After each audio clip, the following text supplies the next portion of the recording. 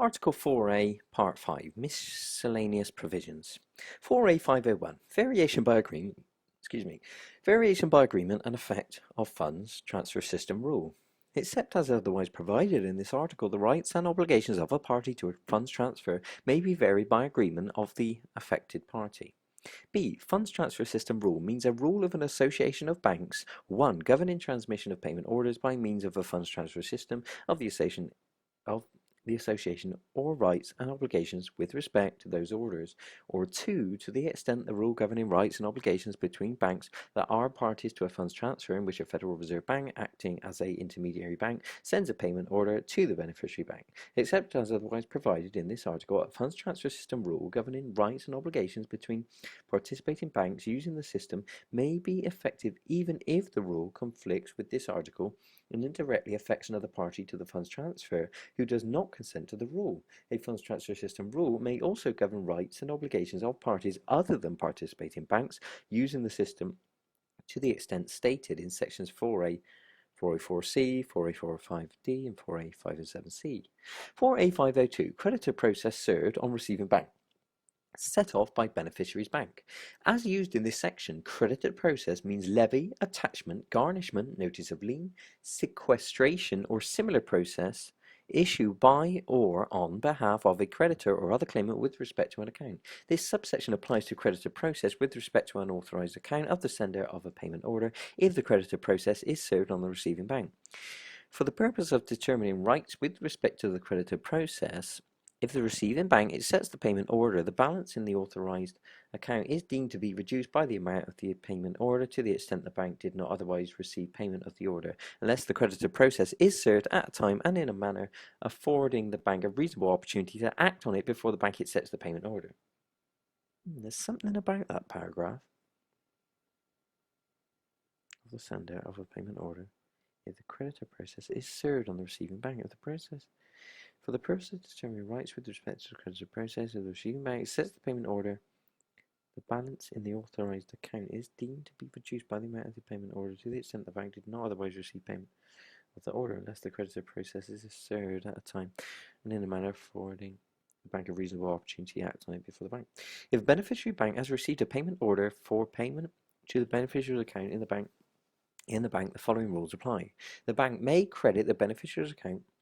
The amount credited may be set off against the obligation owed by the beneficiary to the bank or may be applied to satisfy creditor process served on the bank with respect to the account. Creditor process served on the bank. Interesting.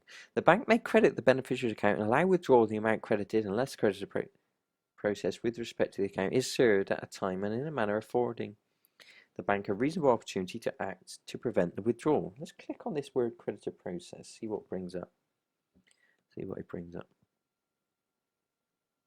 Oh, right.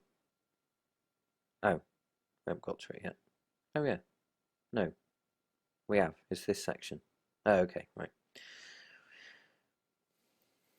With respect to the account is served at a time and in a manner affording the bank a reasonable opportunity to act to prevent withdrawal. If creditor process with respect to the beneficiary's account has been served and the bank has had a reasonable opportunity to act on it, the bank may not reject the payment order except for a reason unrelated to the service of process. Creditor process with respect to a payment by the originator to the beneficiary pursuant to a funds transfer may be served only on the beneficiary's bank with respect to the debt owed by that bank to the beneficiary. At any other bank served with the creditor process is not obliged to act with respect to the process. 4A-503, injunction or restraining order with respect to funds transfer. Yeah, by the way, I really like that section. 4A-502, creditor process served on receiving bank. That's an interesting point. So that's like garnishing money from someone who owes you money by doing a process with their bank. Interesting. 4A-503, in conjunction. By the way, anyone who listens to this, can you just put a note by putting a comment on the video on YouTube? Put 4A-502.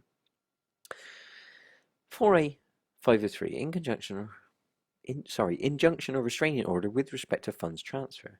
For proper cause and in compliance with applicable law, a court may restrain a person from issuing a payment order to initiate a funds transfer, 2, an originator's bank from executing the payment order of the originator, or 3, the beneficiary's bank from releasing funds to the beneficiary or the beneficiary from withdrawing the funds. A court may not otherwise restrain a person from issuing a payment order, payment or receiving payment of a payment order, or otherwise acting with respect to a funds transfer. 4A-504, order in which items and payment orders may be charged to account order of withdrawals from account. If a receiving bank has received more than one payment order of a sender or one or more payment orders and other items that are payable from the sender's account, the bank may charge the sender's account with respect to the various orders and items in any sequence. In determining whether a credit to an account has been withdrawn by the holder of the account or applied to a debt of the holder of the account, credits first made to the account are first withdrawn or applied. 4A-505, preclusion of objection to debit of customer's account. If a receiving bank has received payment from its customer with respect to a payment order issued in the name of the customer as sender and accepted by the bank, and the customer received notification reasonably identifying the order, the customer is precluded from asserting that the bank is not entitled to retain the payment unless the customer notifies the bank of the customer's objection to the payment within 1 year after the notification was received by the customer. 4A-506, rate of interest. If, under this article, a receiving bank is obliged to pay interest with respect to a payment order issued to the bank, the amount payable may be determined by agreement of the sender and receiving bank or by a funds transfer system rule if the payment order is transmitted through a funds transfer system. If the amount of interest is not determined by an agreement or rule as stated in subsection A, the amount is calculated by multiplying the applicable federal funds rate by the amount on which interest is payable and then multiplying the product by the number of days for which interest is payable. The applicable federal funds rate is the average of the federal funds rate published by the Federal Reserve Bank of New York for each of the days for which interest is payable divided by 360. The federal funds rate for any day on which a published rate is not available is the same as the published rate for the next preceding day for which there is a published rate. If a receiving bank that accepted a payment order is required to refund payment to the sender of the order because the funds transfer was not completed, but the failure to complete was not due to any fault of the bank, the interest payable is reduced by a percentage equal to the reserve requirement on deposits of the receiving bank. 4A-507, choice of law. The following rules apply unless the affected parties otherwise agree or subsection C applies. 1. The rights and obligations between the sender of a payment... Sorry, I had to just pause. 4A-507, choice of law. The following rules apply unless the affected parties otherwise agree or subsection C applies. 1. The rights and obligations between the sender of a payment order and the receiving bank are governed by the law of the jurisdiction in which the receiving bank is located. The rights and obligations between the beneficiary bank and beneficiary are governed by the law of the jurisdiction in which the beneficiary's bank is located. The issue of when payment is made pursuant to a funds transfer by the originator to the beneficiary is governed by the law of the jurisdiction in which the beneficiary's bank is located. If the parties described in each paragraph of subsection A have made an agreement selecting the law of a particular jurisdiction to govern rights and obligations between each other, the law of that jurisdiction governs those rights and obligations whether or not the payment order or the funds transfer bears a reasonable relation to that jurisdiction. Oh, right. That's a very interesting one. Can somebody just take note of this on the comment on this YouTube video? Could you just put 4A-507B?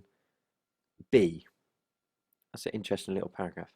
C. A funds transfer system rule may select the law of a particular jurisdiction to govern 1. Rights and obligations between participating banks with respect to payment orders transmitted or processed through the system, or 2. The rights and obligations of some or parties to a funds transfer, any part of which is carried out by means of the system.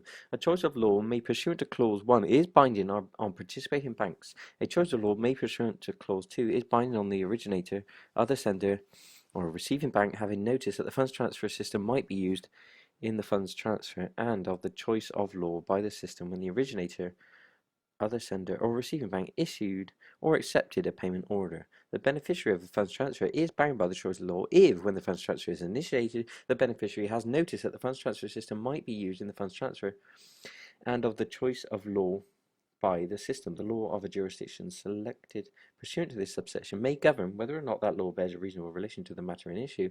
In the event of inconsistency between the agreement under subsection B and the choice of law rule under subsection C, the agreement under subsection B prevails.